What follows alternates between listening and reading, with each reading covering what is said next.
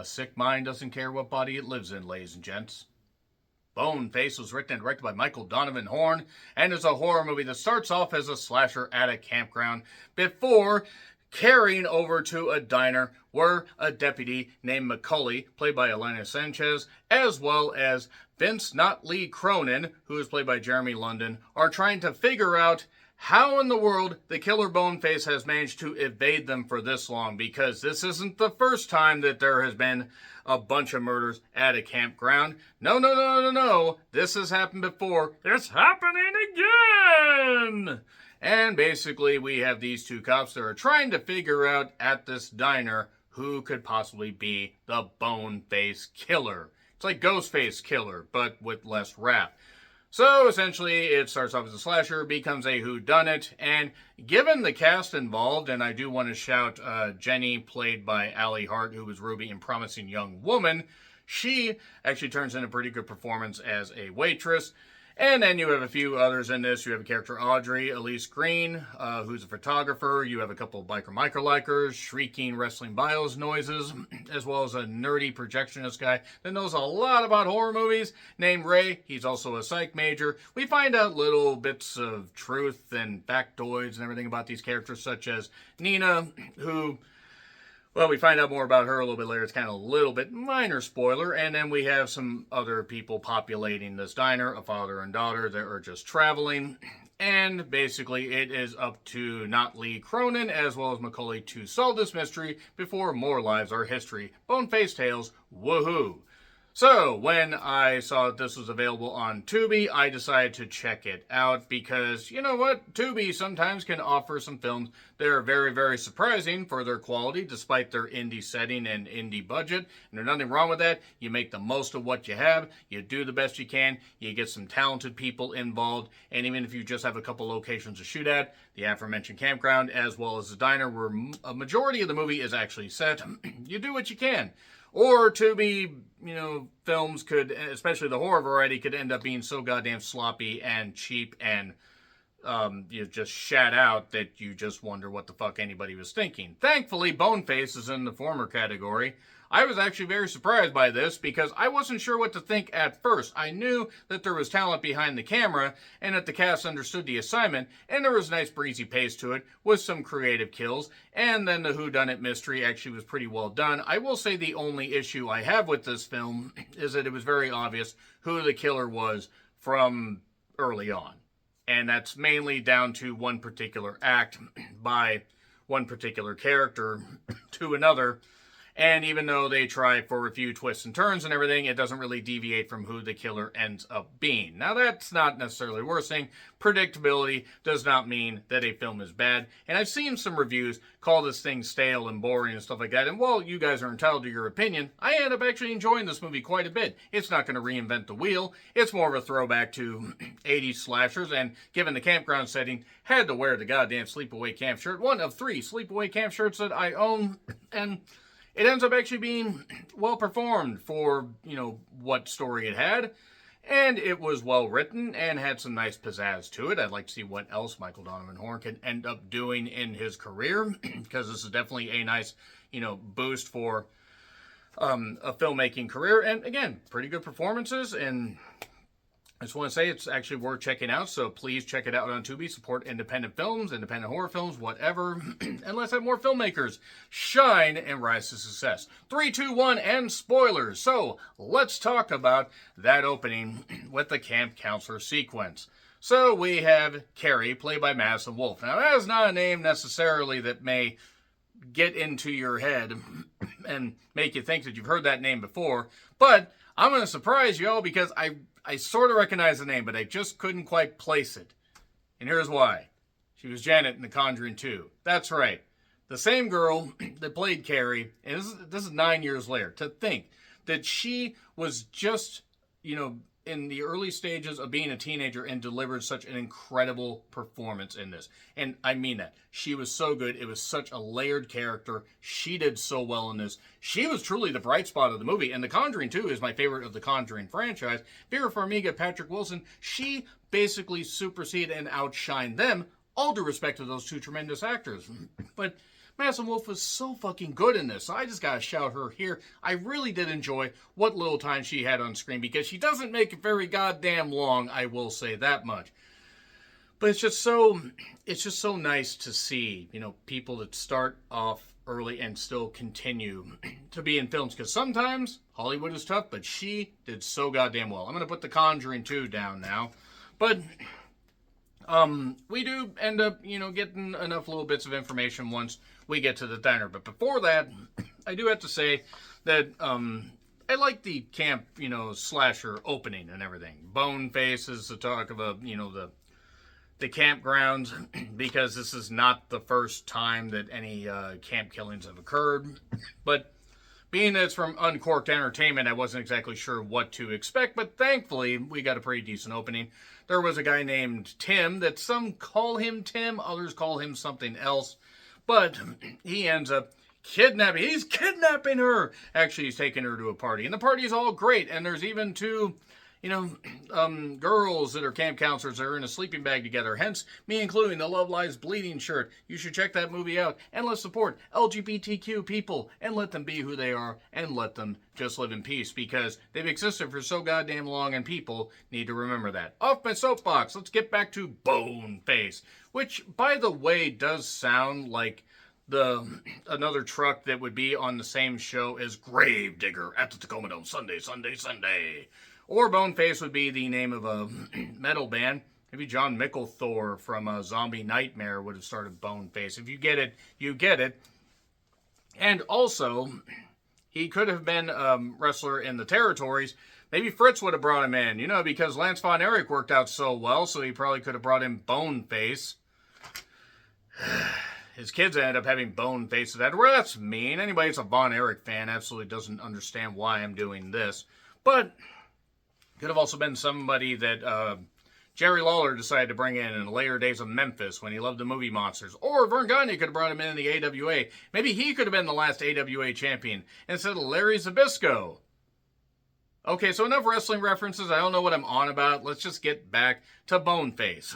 So, I did like how Carrie was axed. She was, killed at the very last. I like you, Carrie. I kill you last.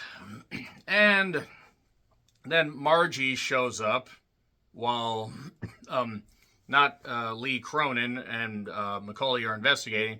And Margie basically says to Vince, not Lee Cronin, you find him. You find you hear me, Vince Cronin. You find the bastard. And then we cut to the diner. We see Druid and pickled meatloaf, which doesn't sound appealing to me, but I digress. Jenny is the waitress, and at one point, Ray kind of reaches over and touches, like, oh, you got a little something on you. Gee, I wonder what she had on her. It's Jenny, by the way. It's Jenny who's the killer, just so you know. I mean, it's very obvious just from that little scene. I'll give Michael Donovan Horn full credit. That was a nice little, bit. We're like, why would he do that? Is he being a creep to the waitress? No. He actually just knows because Ray is a projectionist. He's a horror movie fan. And he knows a lot about killers, including Amelia Dyer. Read up on that, folks. And then make sure that you're safe, that your history can be erased or whatever, because otherwise people are going to wonder why you're looking up what Amelia Dyer did. I'm not going to say here. It just involved a lot of really dark stuff. There are a couple Biker Michael likers. There's Rooster, as well as Mick. There's a father-daughter they're traveling through. And Paul is the father. He's not Paul anymore. He's Super Paul. And there's also Nina, who is not with the Pinta or the Santa Maria. There's a guy named Construction that actually has a name, but Construction being his name is just funnier. He's a war vet. Nina's a divorcee that was acquitted of, murdering her husband, or possibly multiple husbands based on the way they made it sound. And also Audrey is a photographer who managed to capture a picture of Boneface, and even at one point Jenny was delivering coffee to her and said, you probably should erase that, it's creeping me out. Gee, I wonder why she's saying that again. She's the killer. That's why. Wes is also the cook that seems to act normal, but it's just a tiny little bit off. There's something wrong here. Also, Paul's daughter ends up mentioning that she also used to go to Camp Marigold. And I thought it was Ray. It wasn't Ray. Like, I will admit, initially I thought that it might be Ray. But then I remembered what he did to Jenny before, and I realized what he was doing. There were 13 people killed at Camp Twin Pines, and then 19 killed at Sunny Days Ridge. It's actually called Sunny Ridge, but I have to put that Shawn Michaels line in there. Back when Shawn Michaels actually could stare at you with both eyes without, leaning over to the left. And 9 killed at Marigold. Also, Ray has an allergy to strawberries and has an EpiPen. This is found when the cops do a little bit of investigating and pat everybody down. The cops are a bit overly against authority and also against female cops. At one point, they say the C word, which is a fun insult, but one I can't say here. And there's one point where Cronin is fingered, gross, as the killer because he's so determined. Even brings the trash in at one point to show the Boneface stuff, the axe and the mask and stuff like that. And oh my God, could it be Cronin? Could it be like a situation like in that VHS movie or that VHS short where the cop investigating the killings was actually doing the killings? I think the director of The Black Phone, Scott Derrickson, did that. So, we get a little bit more investigation and stuff like that. And Ray says the line is sick mind doesn't care what body it lives in, ladies and gents. And the whole thing is the shoe size is 9.5. Like, that's the killer's shoes. But if you stuff some padding in there, you could walk around in those boots. So, at one point, they get in a fight with some of the bikers, the cops do, and they end up retching up some pills. That's why they wanted to leave so goddamn soon. Also, the father and daughter are coming back from New Orleans, which makes me think this is filmed somewhere in Louisiana. Let me know if anybody watching this or happened to be involved in the filmmaking, because I'm assuming it's somewhere in the South. But they end up retching up some pills. But just a bit before that, construction is besieged with stuff where he was part of the Highway of Death. I'm not going to go over the details. But Paul's daughter also mentions, oh no, he used to work at Camp Marigold. Made people uncomfortable. Like flirting with one of the counselors, Mandy. Mandy, oh Mandy. And she came on to him. He said no, he was pretty much a creep to her. And I'm not saying the actor, I'm just saying the character obviously was. Nothing against the guy. The actor actually did a pretty good job there. But we then, find out just more little tidbits about these guys. And after Rooster Wretches, which is something I had to note, Joe ends up calling them about all this stuff. Because one thing that, happened in all of this, a lot of stuff's happening, right? Ray ended up telling not Lee Cronin, just a bit ago, hey, by the way, I know who it is. He wrote in the book. But then suddenly, he has a prophylactic shock to strawberries. Some kind of strawberry jam. What the fuck? Who would put strawberry jam in there if they knew he was allergic to strawberries? Well, then, he ends up getting taken outside by not Lee Cronin to basically be talked to. And, to get some air, but then he ends up going into that shock and dies. And after all that, the Rooster retching and construction basically crashing out because he was a creepy, cabin repairman at Camp Marigold. We find out what happened. Joe, who was talking to Cronin as well as McCauley, ends up explaining some of this stuff, and they had done a bit of a background check on one particular person. It was a cook, Wes. And we see some flashback stuff because Wes was gonna do something to get back at one particular person that hurt his daughter. His daughter, Mandy. Oh, it's construction. That's who he's trying to get back. I mean, we all try to battle construction because we all battle it every day with the road construction, but let's leave the crews alone and let them do their job. But Wes did both camps as a practice run, and all this shit. Oh my God, it's so goddamn insane. Wes wanted revenge. And there was a blood-soaked rag that was supposed to be raw meat. But then they end up finally coming to blows, by which I mean both guys get shot. So Wes and, construction are shot. But there's still time left. That's where I knew. I was like, okay, it's too obvious. It's too fucking obvious. And suddenly, we, see just basically Cronin go out to his car. And then we have Macaulay talking to Jenny, who's going to be taken home. She can't believe all this stuff. And that's where it's pretty obvious it's fucking Jenny. I mean, as if it wasn't obvious before.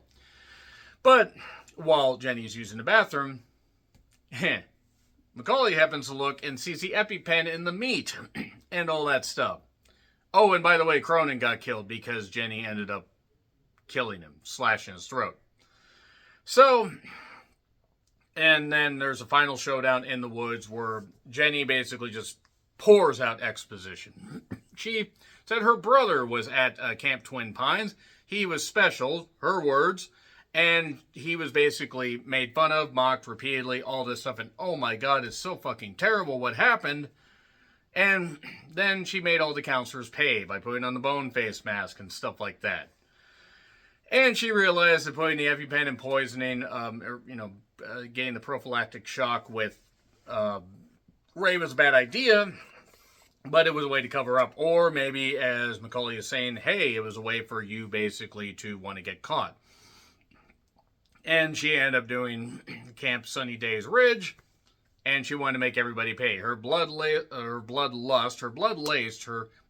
was lusted with all kinds of stuff. Her bloodlust was laced with just, an impossible satiable appetite, insatiable. And she did Marigold too, and just lost her head a little. But no, it wasn't done by me, it was done by Boneface. Some people might feel this is a bit out of left field, but I really don't agree because I think it was obvious. Because remember, the thing that Ray did, Ray said, hey, you got a little something to Jenny earlier. That's how you knew. It was a good little tease there. But at one point, they get in a fight, the cop and this little woman. I'd say little girl, but I believe Allie Hart actually is like in her early 30s, which is hard to believe. I thought she was in her early 20s. But then Macaulay ends up getting axed in the back, but somehow fights back and shoots Jenny, so that's it.